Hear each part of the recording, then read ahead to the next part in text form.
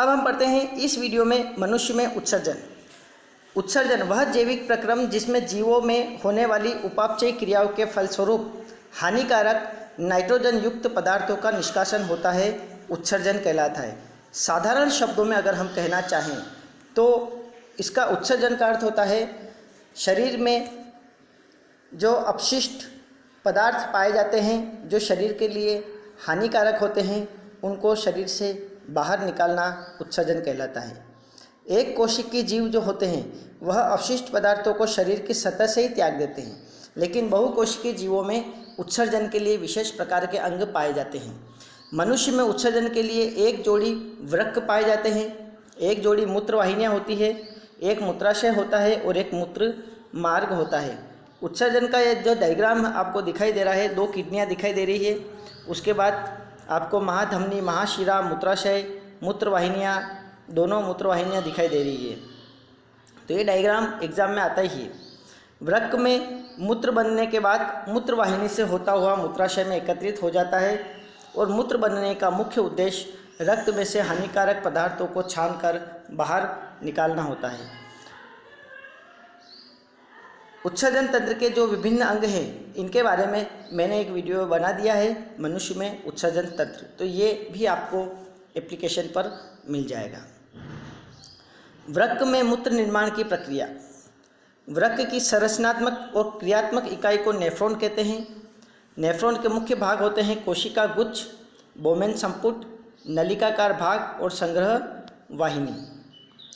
अब इसकी क्रियाविधि।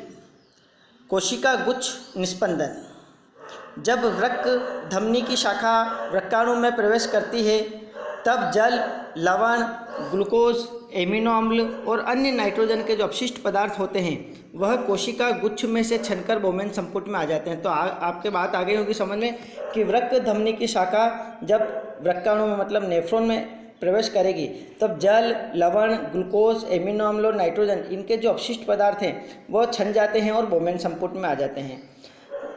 दूसरा स्टेज आता है वर्णनात्मक पुनः अवशोषण।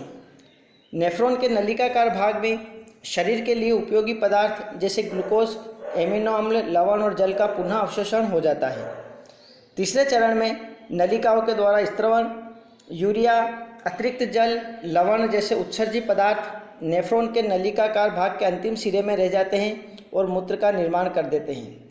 वहाँ से मूत्र संग्राहक वाहिनी व मूत्र वाहिनी से होता हुआ मूत्राशय में अस्थायी रूप से इकट्ठा हो जाता है और मूत्राशय के दाब के द्वारा मूत्र मार्ग से यह बाहर निकल जाता है।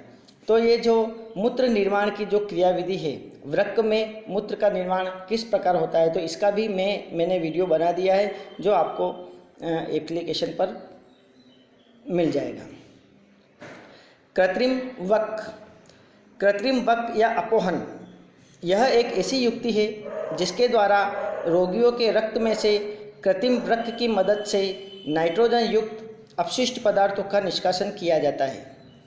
एक स्वस्थ वयस्क में प्रतिदिन 180 लीटर प्रारंभिक निस्पंदन वृक्क में होता है, जिसमें से उत्सर्जित मूत्र का आयतन 1.2 लीटर होता है और शेष निस्पंदन की जो रक्त नलिकाएं होती है उसमें पुनः अवशोषित